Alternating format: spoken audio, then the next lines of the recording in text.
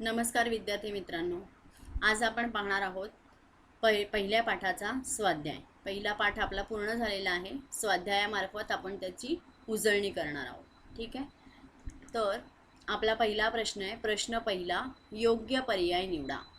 बघा प्रश्न काय आहे, अर्थशास्त्राच्या बाबतीत पुढील विधाने लागू होतात।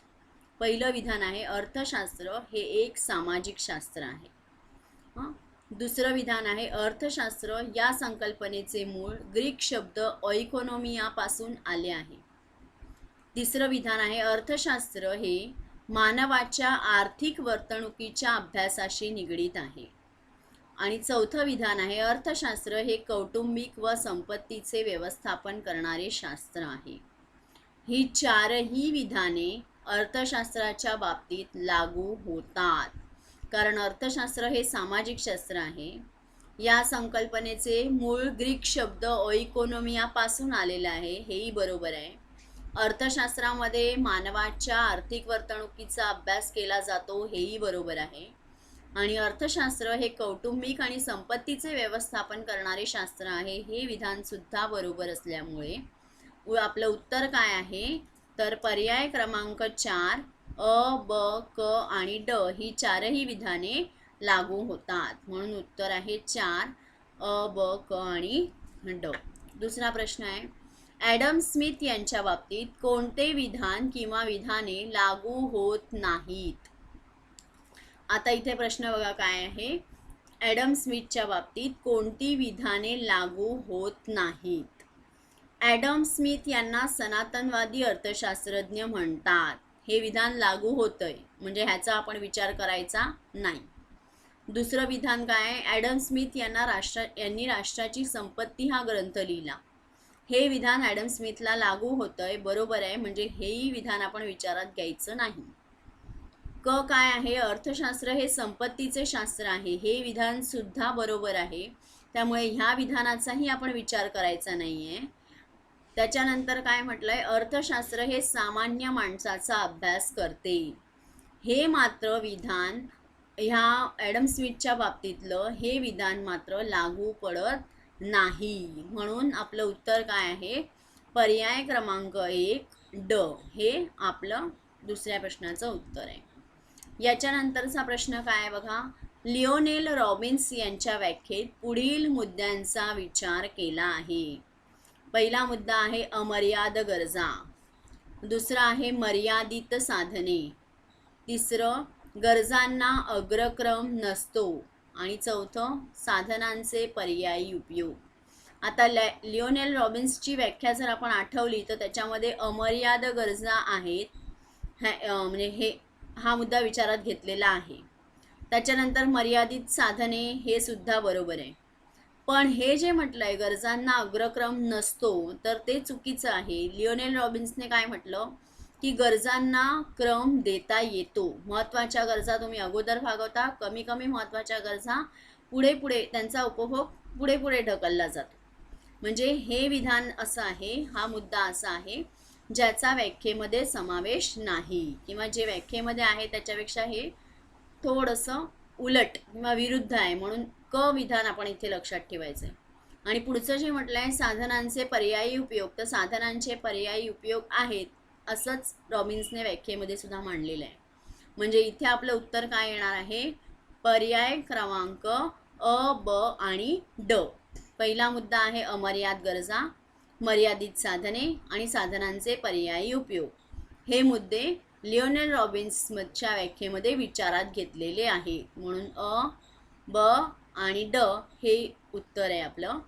गरजांना अग्रक्रम नसतो हा मुद्दा आपण गाळला, कारण तो व्याख्येमध्ये नाही। याच्यानंतरचा प्रश्न आहे बघा, संपत्तीच्या बाबतीत खालील विधाने लागू होतात। पहिलं आहे, संपत्ती म्हणजे अशी कोणतीही वस्तू जिला बाजार मूल्य आहे आणि त्याची देवाणघेवाण करते, हे बरोबर आहे। दुसरं, संपत्तीत मनुष्यबाह्यता आहे, बरोबर आहे। संपत्तीत उपयोगिता नसते, हे मात्र विधान लागू होत नाही, कारण संपत्तीमध्ये उपयोगिता असतेच। संपत्तीमध्ये माणसाची गरज भागवण्याची क्षमता असते, म्हणून क हे विधान संपत्तीच्या बाबतीत लागू होत नाही. आणि संपत्तीत दुर्मिळता आणि विनिमयता आहे हे सुद्धा विधान बरोबर आहे. म्हणजे आपलं उत्तर काय आहे? अ, ब आणि ड ही विधाने संपत्तीच्या बाबतीत लागू होतात, तर क हे विधान लागू होत नाही. म्हणून पर्याय पहिला अ, ब आणि ड हे या प्रश्नाचं उत्तर आहे. याच्यानंतर आपण बघणार आहोत राष्ट्रीय उत्पन्नात खालील घटकांचा विचार केला जातो. राष्ट्रीय उत्पन्नामध्ये कोणकोणत्या घटकांचा विचार केला जातो? पहिलं काय म्हटलंय? राष्ट्रीय उत्पन्नात अंतिम वस्तू व सेवांचा समावेश होतो. बरोबर आहे. यामध्ये आर्थिक वर्षातील उत्पादित वस्तू आणि सेवांचा समावेश होतो. हे पण बरोबर आहे. दुहेरी मोजदाद टाळली जाते. हे सुद्धा बरोबर आहे. राष्ट्रीय उत्पन्नाचं मापन करताना दुहेरी मापन टाळलं जातं. त्याच्यानंतर बाजारभावानुसार मूल्य विचारात घेतले जाते. हे सुद्धा विधान बरोबर आहे. म्हणून आपलं उत्तर आहे पर्याय क्रमांक 4 अ, ब, क आणि ड. याच्यानंतर आता आपण पुढचा प्रश्न पाहणार आहोत. प्रश्न दुसरा, सहसंबंध पूर्ण करा. आता याच्यामध्ये जे दोन घटक दिलेले असतात त्याच्यामध्ये काहीतरी संबंध असतो, तो शोधायचा आणि त्यानुसार तिसऱ्या घटकाचा संबंध असणारा पर्याय आपल्याला शोधायचा आहे. म्हणजे कसं बघा, नैसर्गिक शास्त्राला तंतोतंत शास्त्र असं म्हणतात.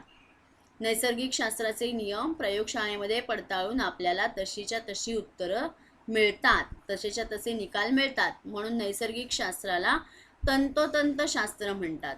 मग सामाजिक शास्त्राला काय म्हणतात? तर सामाजिक शास्त्राला वर्तणुकीचे शास्त्र असं म्हणतात. सामाजिक शास्त्र कशाचा अभ्यास करते? मानवाच्या वर्तणुकीचा अभ्यास करते. म्हणून सामाजिक शास्त्राचं उत्तर काय आहे? वर्तणुकीचे शास्त्र. आता इथे बघूया भौतिकशास्त्र, त्याच्या पुढे काय आहे हे आपल्याला शोधून काढायचे. मग ह्या दोन गोष्टींमध्ये काय संबंध आहे? तर मानसशास्त्र हे कसं आहे? सामाजिक शास्त्र आहे. तर भौतिकशास्त्र हे काय आहे? नैसर्गिक शास्त्र. बरोबर. मानसशास्त्र हे सामाजिक शास्त्र आहे, म्हणून भौतिकशास्त्राचं उत्तर काय येणार? नैसर्गिक शास्त्र. आता याच्यानंतर तिसरं बघा, अर्थशास्त्र कौटिल्य. अर्थशास्त्र नावाचा ग्रंथ कोणी लिहिला? कौटिल्याने लिहिला. मग राष्ट्राची संपत्ती लिहिणारा अर्थशास्त्रज्ञ कोण? Adam Smith.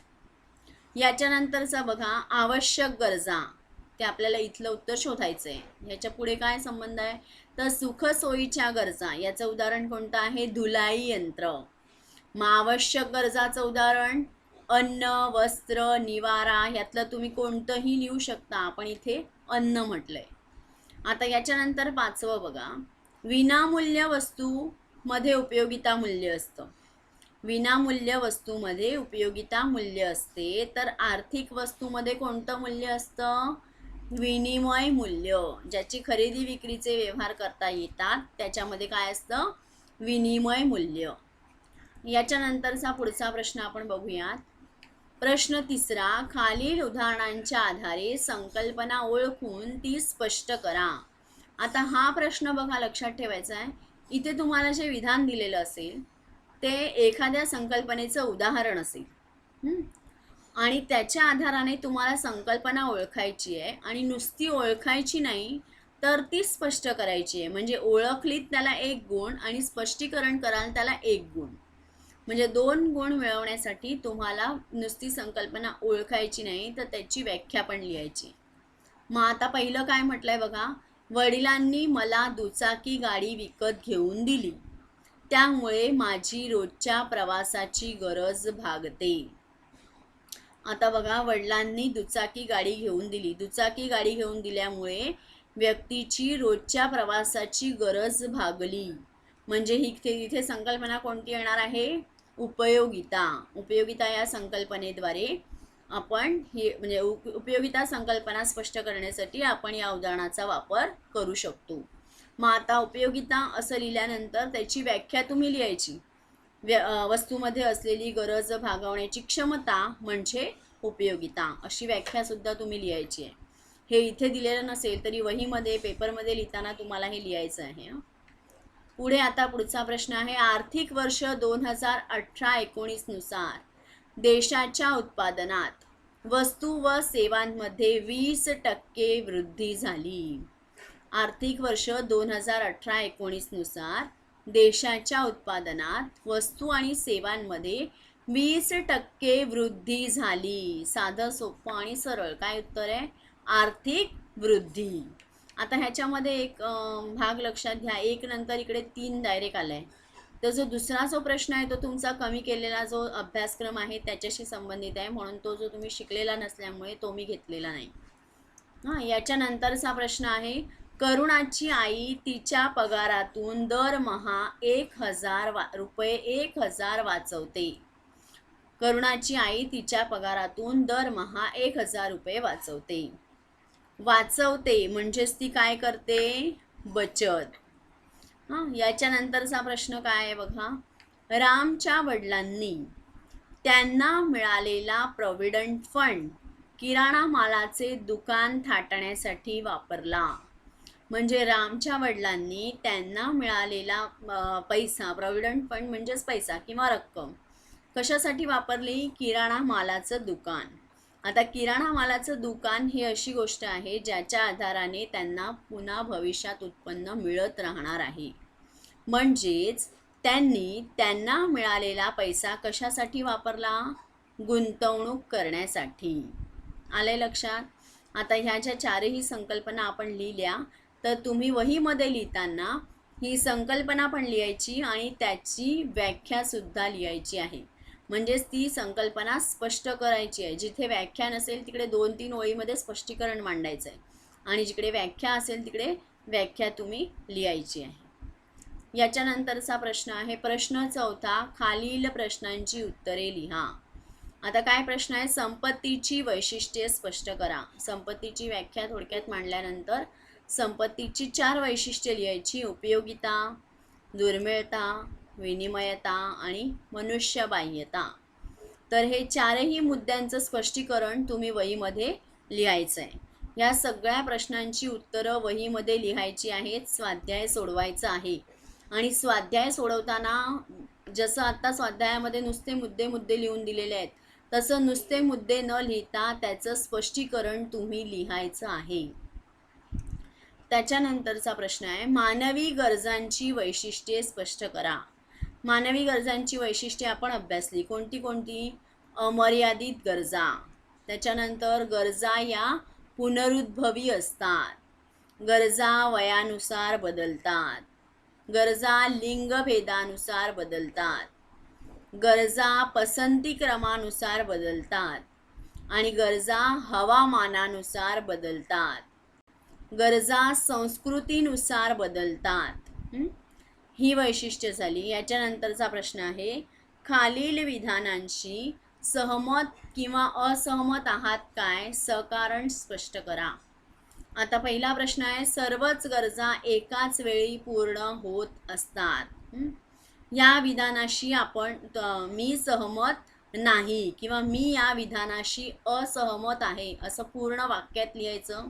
आणि मग त्याच्यानंतर इकडे काय म्हटलंय? सकारण. म्हणजे तुम्ही एकदा म्हटलं की मी सहमत आहे किंवा मी असहमत आहे की त्याची कारणं पण तुम्हाला मांडायची आहेत. मग पहिलं काय आहे? तर सर्वच गरजा एकाच वेळी पूर्ण होत नाहीत, म्हणून मी या विधानाशी असहमत आहे. एकाच वेळी सगळ्या गरजा भागवता येत नाही. एका वेळी फक्त एकच गरज भागवता येते. ती गरज पूर्ण झाल्यानंतर आपण दुसरी गरज भागवू शकतो, म्हणून या विधानाशी मी असहमत आहे. पुढचा प्रश्न आहे, मानवी गरजा ह्या हवामान व पसंती क्रमानुसार बदलत असतात. वैशिष्ट्यांमध्ये आपण पाहिलं, मानवी गरजा ह्या हवामान आणि पसंती क्रम यानुसार बदलत असतात, म्हणजेच मी या विधानाशी सहमत आहे. याच्यानंतरचा प्रश्न आहे, उपयोगिता मूल्य आणि विनिमय मूल्य दोन्ही एकच आहेत. तर हे इथे सुद्धा काय म्हणायचं? मी या विधानाशी असहमत आहे किंवा सहमत नाही, कारण उपयोगिता मूल्य आणि विनिमय मूल्य यामध्ये काय आहे? फरक आहे. हे दोन्हीही सारखे नाहीत. यांचं कारण तुम्ही वहीमध्ये लिहायची आहेत. बघा पुन्हा एकदा, हे जे काही सहमत असहमत आहे ते पहिलं विधान, त्याच्यानंतर तुम्ही पूर्ण वाक्यात लिहायचंय, मी या विधानाशी असहमत आहे, मी या विधानाशी सहमत आहे. मग पुन्हा मी या विधानाशी असहमत आहे आणि पुढे कारण असं म्हणायचं आणि मग कारण लिहायचं. समजलंय? याच्यानंतरचा प्रश्न आहे, स्थूल अर्थशास्त्राच्या मूलभूत संकल्पना स्पष्ट करा. हा मोठा प्रश्न असल्यामुळे सुरुवातीला 2 ते 3 वळीमध्ये प्रस्तावना लिहायची, त्याच्यानंतर स्थूल अर्थशास्त्राची व्याख्या लिहायची, जी तुम्हाला येत असेल ती कोणतीही व्याख्या लिहिली तरी चालेल. त्याच्यानंतर मग संकल्पना लिहायच्या, कोणत्या? राष्ट्रीय उत्पन्न, बचत, गुंतवणूक, व्यापार चक्र, आर्थिक वृद्धी आणि आर्थिक विकास. हे सगळे मुद्दे मांडल्यानंतर शेवटी एका ओळीमध्ये समारोप करायचा. इथे झाला तुमचा स्वाध्याय पूर्ण. हा संपूर्ण स्वाध्याय तुम्ही वहीमध्ये सोडवायचा आहे. धन्यवाद.